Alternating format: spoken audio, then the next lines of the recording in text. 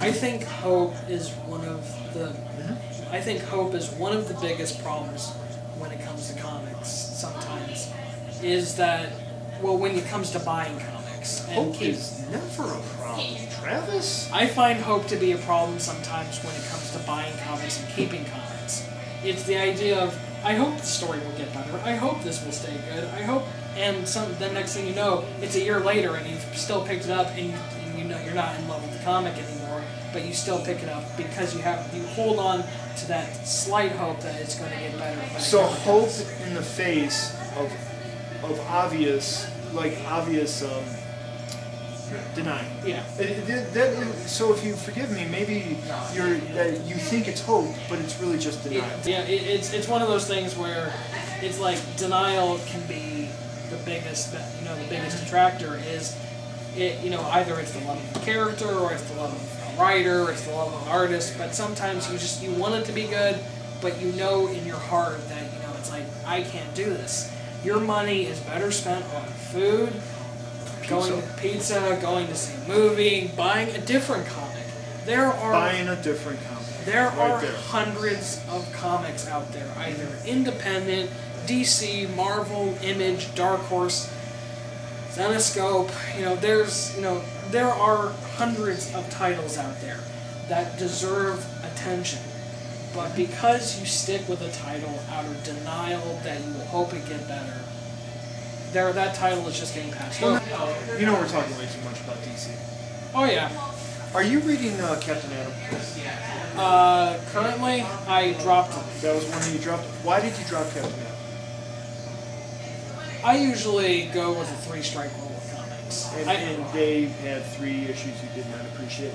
No, they had 1 strike that might as well have been 2 strikes, which was the second issue of Captain Atom when he went and saw that kid's cancer. You'd think that would be a selling point. That's like Silver Age Superman stuff there. Yeah, but it's what bugs me is one of the things that can make me not buy a comic is when you do something so out of the way that it's like the first issue set of the story where Captain Atom has these powers now and he has all these numbers and people talking in his head and he's trying to figure out how to control all of it and control his powers and everything like that. And then the second issue came up, and it's like, we're going to kind of go, oh, look, he's going to go cure cancer. Or he's going to go cure this one child's cancer, and it never brought up. That's one of the biggest things that bugs me, is when you just completely, I'm fine with one-and-done stories. Like, the Spider-Man annual is a one-and-done story. They're never going to explain. Annuals are supposed to be one-and-dones. Yes. Yeah. At the same time, it's one of those things where it's like, that's one of my big strikes. Bad writing is a strike. Bad art is a strike. Having to do with nothing is a strike. A character that is a complete and total betrayal of if they do something that's near or close to Brand New Day of a character, it's like, ugh. And Captain Atom, with that whole Big Lipped Alligator moment, that was 1 strike. But I was kind of fine with that. But at the same time, I kept reading until issue 6. What happened with Captain Atom for me is I looked at all the comics I was reading, and it just wasn't, for me, up to par with the other comics I was reading. If I'm going to be reading if I'm going to have a pile of comics, not every comic is going to be great. Sometimes even good writers have stinkers. Not every issue of everything is going to be good. But I expect a certain, almost slight uniformity with, good comic, good comic, good comic. But when you see a bad one, it's so obvious that one's bad.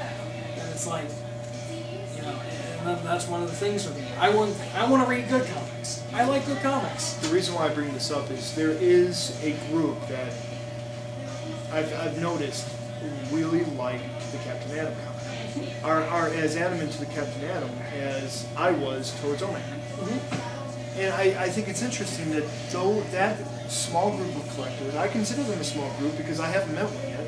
And I happen to meet everybody, no I don't. Yeah. But the point I'm trying to say is they are getting their comic book consistently. Yeah. And it must just kind of neat. And then I like to play this game in my head is if I were to take over this comic book that I'm not reading. So I play a game in my head, how would I follow up kind of comic book I'm not reading. I'm not reading Captain Adams. So I wonder, how would I follow up on this? What seems to be a very strange comic book. But see, that's one thing I've noticed is everyone has, everyone likes a certain comic that, may not be popular. I mean, I knew people that absolutely loved Rob Liefeld's Hawk and Dove. Maybe not for Rob Liefeld, but everyone. You mean that original 5-issue miniseries? No, back in the. No, I mean the current. Oh, one. the current one. The one that launched with the New 52 that was canceled after 8 issues. I knew people that absolutely stood by and said. I knew people that said it's better than Scott Snyder's Batman.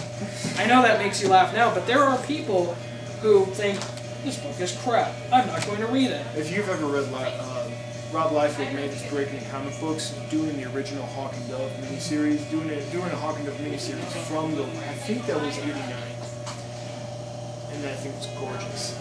If you ever doubted Rob Liefeld's artwork, to see that, I wonder if it was just the inker, but it was true. He was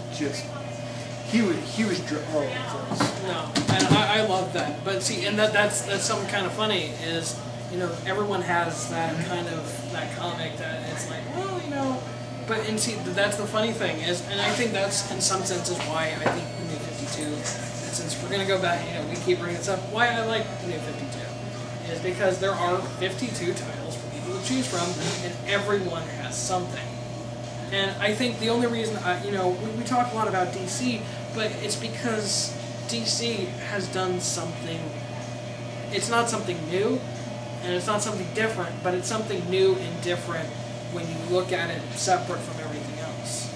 I think you and I are just naturally disposed to collecting DC comics because it seems to be that we enjoy. Well, which is funny because I actually read more Image titles than I do DC or Marvel. And I read. Is there even an Image brand anymore? At one time there was an Image brand. I don't think there's an Image brand. You cannot tie Walking Dead to America's Got Powers. To America's Got Powers. I mean. Thief of Thieves, or basically anything that Image does. Yeah, or Savage Dragon. They don't have an IDW kind of thing where they can just go, we have a Star Trek comic, we have a Doctor Who comic, or we have a G.I. Joe comic, we have a Transformers comic, we have this comic. Their Image Comics thing is currently that they're creator-owned comic books. Mm-hmm. That doesn't. Now they were creator-owned at the beginning, but being creator-owned now does not lend to a style, an Image style anymore. Yeah. DC has a style, Marvel has a style. Yeah. And you and I just happen apparently to appreciate the DC style. I appreciate. See, the thing is, I agree with you, but I'm also adding, I appreciate all the different styles. But what draws me more to DC's is they have this idea that there can be comics for everybody. There can be comics for any audience and any person. There are probably people who love Savage Dragon.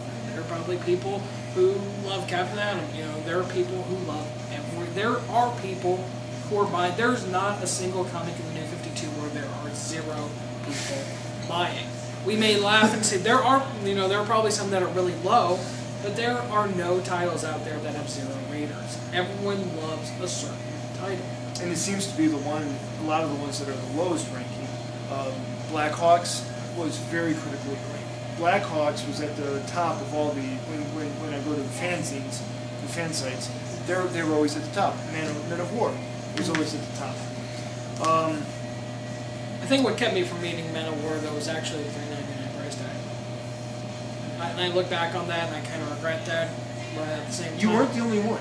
But it was kind of like, I know nothing about these characters. I've never heard of Men of War. I know it probably existed before, but, I'm 21. I'd never heard of it. And it's like, you expect me to pay $4 for a comic that I know nothing about. The Blackhawks was an interesting one, because the Blackhawks is a traditional quality comics?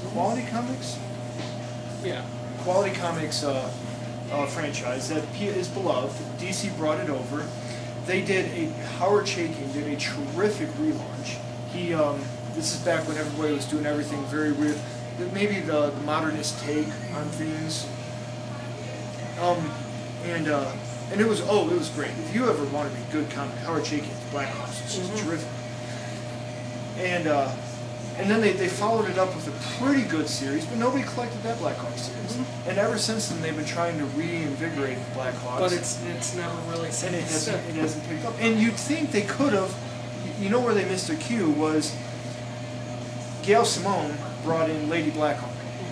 Good girl art character, just walking around as good girl art. She wore a black leather miniskirt, a black tight leather top, long sleeves, black gloves, high boots, and she looked like she was painted off the front of a B-52 bomber. Gorgeous image, gorgeous concept. That was a character that was very popular, and when they relaunched, much like they changed the image of everything, they changed the image of the Blackhawks. Yeah. And it just didn't sell. And they have to understand, if you